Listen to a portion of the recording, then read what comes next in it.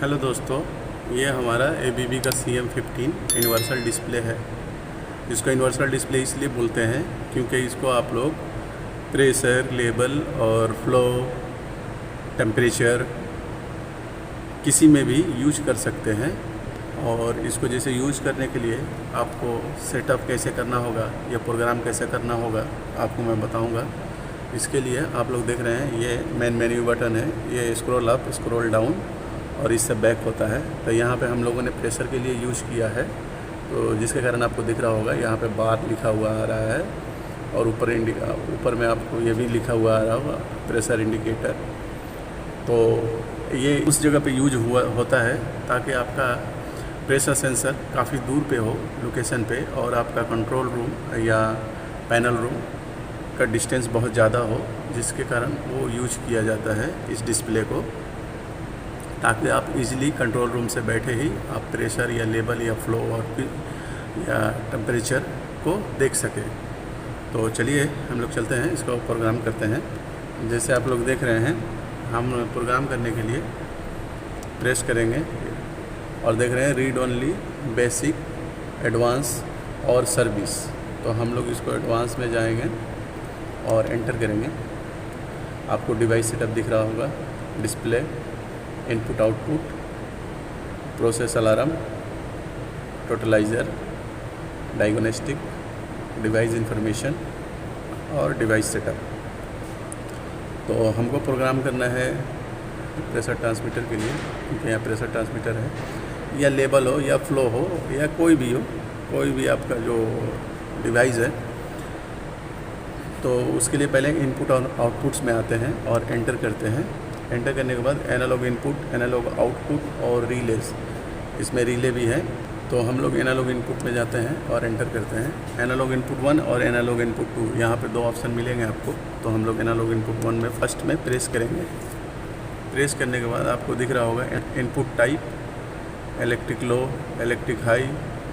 तो हम लोग इसको क्या करेंगे, या तो आप इसको प्रेस करके ऐसे करके चेंज कर सकते हैं, या आप 1 बाय 1 बैक करके आप जो इसके पैरामीटर्स होगा उस अकॉर्डिंग टू पैरामीटर्स आपके जो होंगे सेंसर के, वो उसके अकॉर्डिंग आप इस पर सेट कर सकते हैं। या तो बैक 1 बाय 1 बैक कीजिए, और या नहीं तो इसको आप ऐसे प्रेस कर लिए एक बार और चेंज कर सकते हैं, जैसा आप लोग देख रहे हैं। तो हम लोग क्या करेंगे, 1 बाय 1 नहीं करके इसको पहले एनालॉग इनपुट टाइप में करते हैं और फिर उसके बाद हम लोग इस तरह भी चेंज कर सकते हैं, जैसे आप लोग देख रहे हैं। तो हम लोग क्या करेंगे, पहला एनालॉग इनपुट टाइप पे हम लोगों ने जैसे ओके किया, ओके करने के बाद फिर से ओके करते हैं, यानी एडिट करते हैं।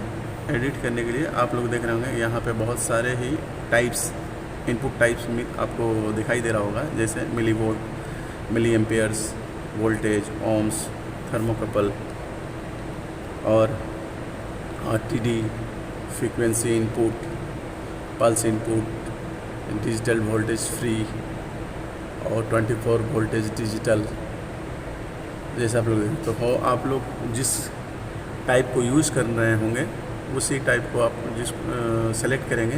बट हम लोग यहाँ पे प्रेशर ट्रांसमीटर को सेलेक्ट करें, इसलिए हम मिली एम्पेयर्स को सेलेक्ट करेंगे। जैसा कि हम लोग यहाँ पे मिली एम्पेयर्स यानी 4 to 20 मिली एम्पेयर सिग्नल को यूज़ कर रहे हैं, इसलिए हम लोग यहाँ पे मिली एम्पेयर को सेलेक्ट करेंगे और एंटर करेंगे। तो हमारा ये milliampere analog input type milliamperes हो गया। अब हम चेंज करेंगे इसको। तो जैसा कि हम लोग जानते हैं 4 to 20 मिली एम्पेयर्स होता है, तो इलेक्ट्रिक लो में 4 मिली एम्पेयर्स, लो मीन्स 4 और high means 20 milliampere. Okay. और और इंजीनियरिंग यूनिट में आप चाहें तो यूनिट चेंज कर सकते हैं अकॉर्डिंग टू आपका जो डिवाइस होगा, मिली बार, बार और ये मिली बार, आप चाहें तो ये सारे यूनिट्स हैं। आप जिस यूनिट्स में आपको मेजर करना होता है उस यूनिट में आप इसको चेंज कर सकते हैं। हम लोगों को मिली बार में और बार में, तो हमारा प्रेशर ट्रांसमीटर है जिसके कारण हमने बार में इसको सेलेक्ट किया हुआ है। तो हम लोग बार सेलेक्ट करके एंटर कर देंगे और उसके बाद आपको ये 3x.XXX दिखाई जो दे रहा है, इसका मतलब हुआ कि पहले जो डिजिट आएगा, डिजिट के बाद डॉट के बाद आपको और कितने डिजिट डिस्प्ले पे दिखना चाहिए। तो हम लोग यहाँ पे 3 डॉट के बाद 3 डिजिट और देखना चाहिए। इसके बाद 0 इंजीनियरिंग लॉ में 0 होगा। ये आपको अकॉर्डिंग टू आपके ट्रांसमीटर जैसे लेवल, फ्लो और टेम्परेचर, उसके अकॉर्डिंग यहाँ पे रेंज देना होता है। जैसे हमारा है 0 to 10, तो इसीलिए हम लोगों ने लो इंजन में 0 रखा है और इंजन हाई में 10 मिली एम्पियर रखा हुआ है। आप चाहें इसको यहाँ से एडिट कर सकते हैं। फ्लो होगा तो अकॉर्डिंग टू आपके फ्लो मीटर का आप यहाँ पे रेंज दे सकते हैं। उसके बाद ब्रोकन सेंसर में आपको सिलेक्ट करना रहेगा अप स्केल, ऑटोमेटिक और डाउन स्केल। तो हम लोगों ने अप स्केल ही रखा है, ये बाय डिफ़ॉल्ट होता है, तो इसको आपको उसी तरह रहने देना पड़ेगा, चेंज नहीं करना है। इसको भी आपको उसी तरह रहने देना है। फॉल्ट डिटेक्ट में 10%, इसको भी आप उसी तरह रहने देंगे। मतलब ये जो सारे 3 और 4 सेटिंग है जो आपको बाय डिफ़ॉल्ट ही छोड़ देना पड़ता है। उसके बाद आप लोग बैक जाएंगे। बैक जाने के बाद में ये हमारा इनपुट का कॉन्फ़िगरेशन हो गया अकॉर्डिंग टू सेंसर। अब हमको आउटपुट जो हमारे को एनालॉग आउटपुट को भी सेट करना होता है। एनालॉग आउटपुट इसलिए सेट करेंगे क्योंकि हमको हमारे कंट्रोल रूम में इसका सिग्नल भी आना चाहिए ताकि हम लोग देख पाएँ मॉनिटर पे। उसके लिए इस PLC या RTU के थ्रू हम लोग अपने मॉनिटर पे सिग्नल देख सकते हैं। तो उसके लिए एनालॉग आउटपुट को सेट करेंगे। तो एनालॉग आउटपुट 1, जिस तरह एनालॉग इनपुट 1 हम लोग सेट किए थे उसी तरह एनालॉग आउटपुट 1 ही होगा। तो एनालॉग आउटपुट 1 यूज़ कर रहे हैं। करने के बाद में आउटपुट टाइप में होगा, तो यहाँ पे है एनालॉग।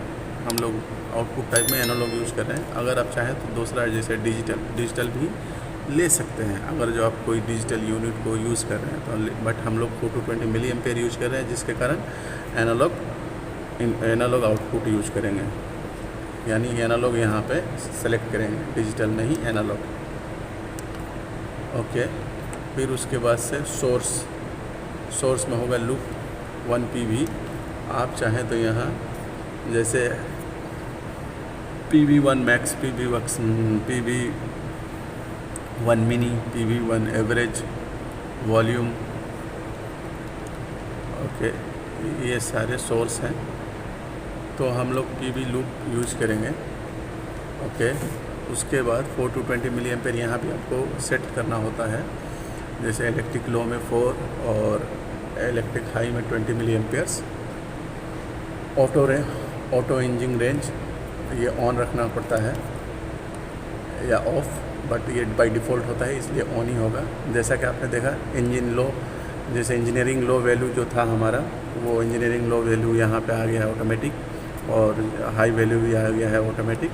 तो ये हमारा सेटअप हो चुका है। और इस तरह आपको बैक करके जाएंगे तो आपको बैक करके मेन डिस्प्ले पे जाएंगे और देखेंगे कि हमारा जो प्रेशर है या लेवल है या फ्लो है अकॉर्डिंग टू सेंसर, वो सेंसर पे जो सेंसर के डिस्प्ले पे जो आ रहा होगा वही सेम वैल्यू यहाँ पे भी आपको दिखाई दे रहा होगा। इसका मतलब हमारा जो सेटिंग हुआ कॉन्फ़िगरेशन या सेटअप, आप इसको जो बोल सकते हैं, वो हमारा प्रॉपर हुआ है। और इसका मैं कनेक्शन आपको बताता हूँ। जैसा कि आप लोग देख रहे हैं कनेक्शन के लिए, ये नंबर 1 जो है पॉजिटिव है, जो आपको सेंसर से आएगा। जैसे आपका प्रेशर हुआ, फ्लो हुआ और लेवल हुआ और टेम्परेचर हुआ, तो ये पॉजिटिव जो है यहाँ पे कनेक्ट होगा, जो सेंसर से आ रहा होगा। और नेगेटिव जो है वो ये 13, ये यहाँ पे लिखा हुआ है TXPS कॉमन, यानी 13, 14, 15, 16, 17, 18, ये सारे कॉमन्स हैं, ये सारे कॉमन हैं। तो कोई भी TX का जो आएगा, जैसे यहाँ पे आप लोग देख रहे हैं TX यहाँ पे लिखा हुआ है, पॉजिटिव नेगेटिव TX यहाँ भी है, और ये नंबर 1 पे कनेक्ट होगा, ठीक है, पॉजिटिव सेंसर का, और यहाँ पे 13 पे यहाँ पे कनेक्ट होगा आपको। और इसी तरह नंबर आपके वो डिस्प्ले के जो यूनिवर्सल डिस्प्ले है उसके पीछे दिए होंगे, तो ये आपको दिख रहा होगा रील है, यहाँ आपको 11 और 12 पे पावर सप्लाई देना होता है। ये आप देख रहे हैं जो मैंने आपको बोला डिजिटल आउटपुट, ये देख रहे हैं आपको एनालॉग आउटपुट पीएलसी और या आरटीयू के थ्रू SCADA या कंट्रोल रूम में आपको शो करेगा। उसके लिए ये 6 और 7 पॉजिटिव एंड नेगेटिव। और यहाँ पे भी आपको एनालॉग आउटपुट 2 मिल रहा होगा, यानी दूसरा अगर आपको ये कार्ड ख़राब हो जाए तो आप इसमें 2 कार्ड होते हैं, आप दूसरे वाले कार्ड से एनालॉग आउटपुट से ले सकते हैं। और ये रिले हुआ, इसके थ्रू जैसे होगा कि आपका लाइन में ज़्यादा प्रेशर हो गया या ज़्यादा फ्लो हो गया या आपका जो फ्लशिंग करना चाहते हैं या कोई सिस्टम चलाना चाहते हैं इसके थ्रू, तो ये यहाँ पे वो रिले को लूप करके आप उस सिस्टम को रन कर सकते हैं। 1 2 3 और यहाँ पे 1 है, तो ये हो गया 1 2 3 4, ये आपको 4 रिले मिल रहे हैं। तो इसी तरह आप कनेक्शन कर सकते हैं। तो दोस्तों इसी तरह हम लोग इसका सेटअप या कॉन्फ़िगरेशन करते हैं। दोस्तों एक और आप लोगों से रिक्वेस्ट है, आप लोग वीडियो देखते हैं मगर लाइक या सब्सक्राइब नहीं करते हैं, तो प्लीज़ मेरे चैनल को ज़्यादा से ज़्यादा सब्सक्राइब और लाइक कीजिए।